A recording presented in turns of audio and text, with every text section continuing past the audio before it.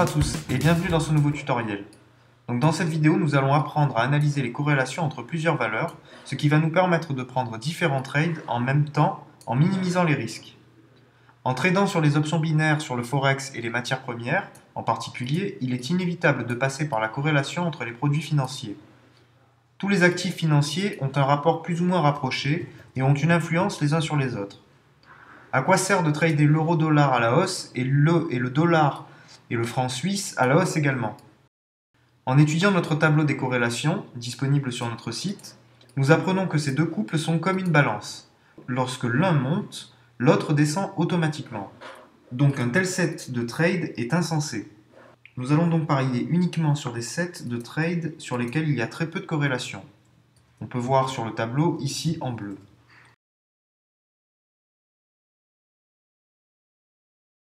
Tout d'abord, nous allons configurer notre outil d'analyse disponible dans la partie outils de notre site.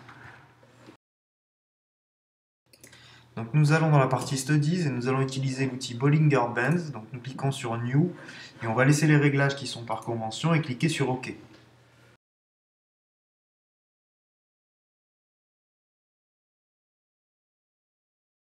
Donc on peut voir sur cette valeur, l'euro-franc suisse, que la courbe est en train de toucher la bande de Bollinger du bas et donc on va prendre un pari à la hausse. Et on va voir sur notre tableau qu'il y a une faible corrélation avec une autre valeur qui est la livre sterling et le yen. Et donc on va aller parier sur ce couple de valeurs, sur ce set de trades. On va prendre les paris à la hausse sur ces deux valeurs. Donc sur l'euro-franc suisse, on parie 100 € à la hausse et on applique. Et on va faire la même chose sur la livre sterling et le yen.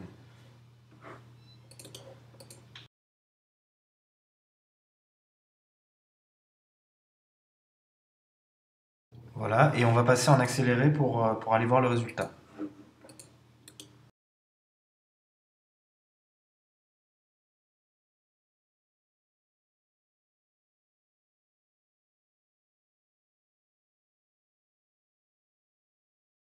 Voilà, donc là, je termine sur un kit et un trade perdant, donc c'est pas grave, ça arrive. D'autant plus que tout à l'heure, quand je vous ai montré les courbes, j'ai parié un peu vite. J'aurais dû attendre que la courbe vienne couper la bande de Bollinger du bas avant de me lancer dans le trade, donc j'ai pris un peu de risque. On va retenter l'expérience tout de suite. Voilà, donc là pareil, sur les deux mêmes valeurs que tout à l'heure, on voit que la courbe vient juste de couper la courbe de Bollinger du bas. Donc on va reparier à la hausse. Et on va voir sur l'euro franc suisse, on va faire la même chose, on va parier à la hausse sur ces deux valeurs. Donc même chose, 100 € et on applique sur l'euro franc suisse et sur la livre sterling yen. Voilà, et on va passer en vitesse accélérée.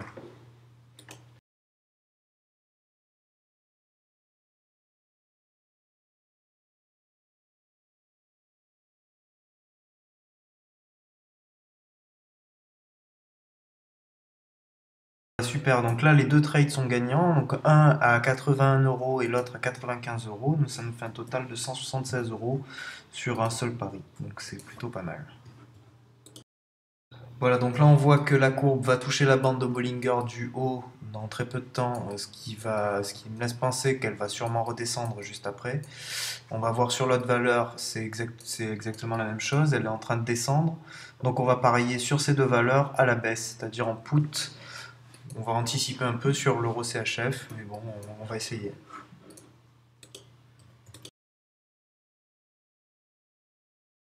Voilà, on passe en accéléré pour aller directement au résultat.